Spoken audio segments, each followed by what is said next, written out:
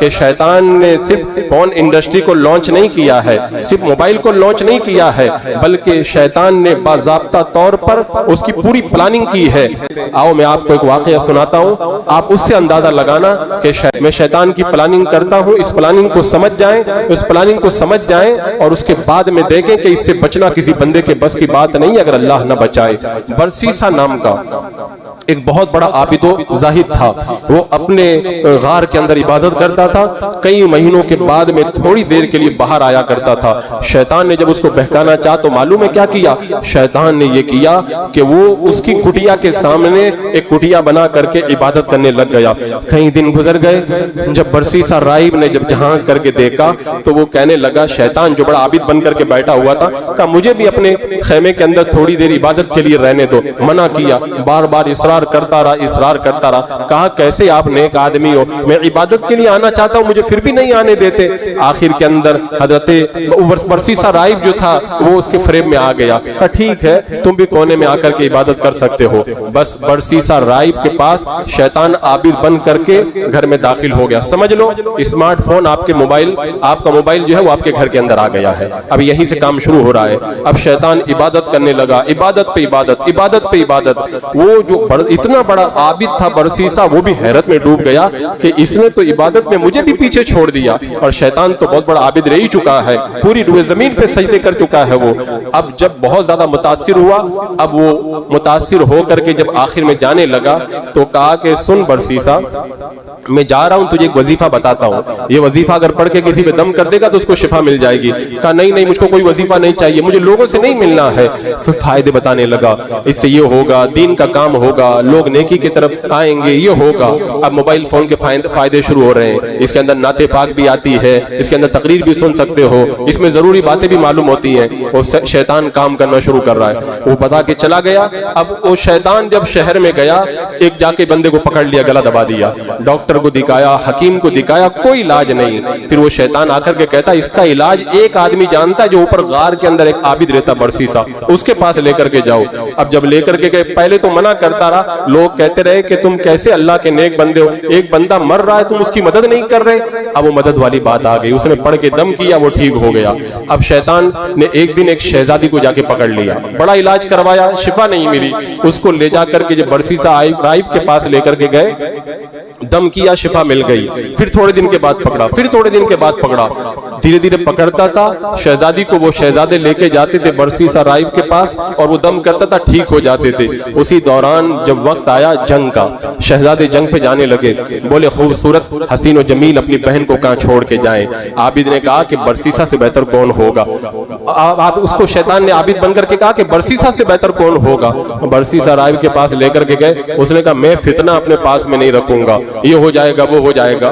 तो उसने कहा कि एक काम करो कि यहाँ पे अपने पास मत रखो, सामने एक मकान बना देते, उस मकान में ये लड़की रहेगी, जब बीमार हो जाए तो जाके दम कर दिया करो।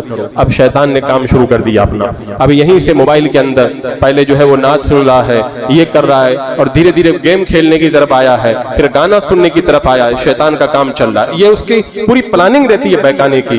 अब जब वो लोग जंग पे चले गए, जब भी खाने का वक्त होता, बरसीसा राइब जाता मकान के बाहर, उसके जाके खाना रख के चला आता, फिर जाता रख के चला आता। अब शैतान ने एक कदम और आगे बढ़ाया कि तुम नेक आदमी हो, वो बीमार औरत है, वो बाहर खाना लेने आती है, ये कितनी गैरत वाली बात है, तुमको कम से कम खाना अंदर तो पहुंचा देना चाहिए। अब मोबाइल दिल के अंदर दाखिल हो रहा है, अब अंदर दाखिल होना शुरू हुआ। अब वो अंदर जाने लगा तो शैतान ने बहकाया, तुम एक आबिद और परहेजगार आदमी हो, एक बेसहारा तन्हा औरत पड़ी हुई है, तुम उसकी कभी खैरियत भी नहीं पूछते। अब खैरियत पूछना शुरू कर दिया, और फिर खैरियत पूछते पूछते सर पे हाथ रख के खैरियत पूछने लगा।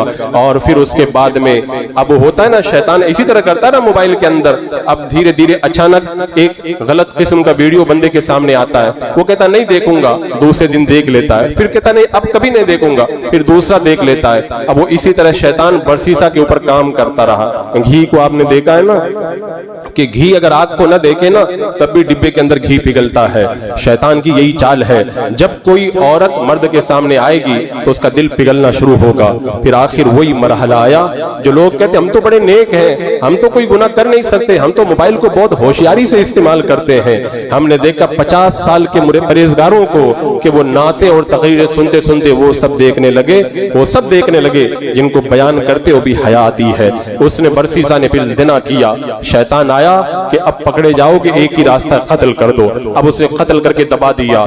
जब भाई लौट करके आए तो बताने लगा कि वो जिन्नात उठा करके ले गए, तुम्हारी बच्ची पे जो जिन्नात आते थे मान गए। शैतान उधर गया, जा करके कहने लगा वो नहीं, आबिद ने उसको दफन कर दिया, जाओ कब्र खोद करके देखो। जब खोल करके देखा तो अंदर उनकी बहन दफन थी। अब फांसी के फंदे पे बरसीसा राइब जब लटकने लगा, शैतान आया, कहा मुझे पहचाना, अब अगर बचना है तो एक ही रास्ता है, कुफ्र कर दो। अल्लाह ताला फरमाता है शैतान इंसान से क्या कहता है, इज़ क़ाल लिल इंसानि कुफ्र, कुफ्र कर, फलम्मा कफरा, जब बंदा कुफ्र कर देता, क़ाल इन्नी बरीउ मिनका, कहता मेरा तेरा कोई ताल्लुक नहीं, अख़ाफ़ुल्लाह रब्बुल आलमीन, मुझे तो खुदा का डर लगता है। वो उसको कुफ्र करा के चला गया। अब लोग कहते हम लोग कुफ्र थोड़ी करते हैं ना, हम तो खाली जो है वो नाते और तकरीरें सुनते हो, ज्यादा से ज्यादा हराम काम कर लेते। हमने देखा है मोबाइल में फेसबुक के ऊपर मसरूफ लेने वाली लड़कियां हिंदुओं के साथ फरार हुई हैं। बताओ शैतान ने कुफ्र करवाया कि नहीं कराया? ईसाइयों के साथ फरार हुई हैं, शैतान ने कुफ्र कराया कि नहीं कराया? कितने लोग हैं जो स्मार्टफोन के जरिए ऐसे जाल में फंस गए, आखिर में शैतान ने कहा अब शादी के सिवा कोई रास्ता नहीं है, शादी करो तो पहले तो कुफ्र करना पड़ेगा। ये पूरा एक उसका प्लान है शैतान का, इसी प्लान के ऊपर वो काम करता। कितने लोगों के ईमान को वो गारत कर चुका है। हजरात मुकर्रम, ये जो मोबाइल फोन हमें दिया गया था ना, ये क्यों दिया गया था? हमें बात करने के लिए, कांटेक्ट करने के लिए दिया गया था। आज मुझे बताएं हम मोबाइल से कांटेक्ट कितना करते हैं और फालतू काम कितने करते हैं? रात को 2 बजे घरों की छत पे लड़का किससे बात कर रहा है? आखिर कौन है जिससे रात को छत पे चढ़ने की बात करने के लिए छत पे चढ़ना पड़ रहा है? आखिर खाड़ी पे जाने की मोबाइल लेकर रात में जरूरत क्यों पड़ रही है? गली के नुक्कड़ पर, सड़क के किनारों पर बच्चा रात को 3 बजे तक क्यों जाग रहा है? ये सब स्मार्टफोन का वो जाल है जो शैतान का फैलाया हुआ है।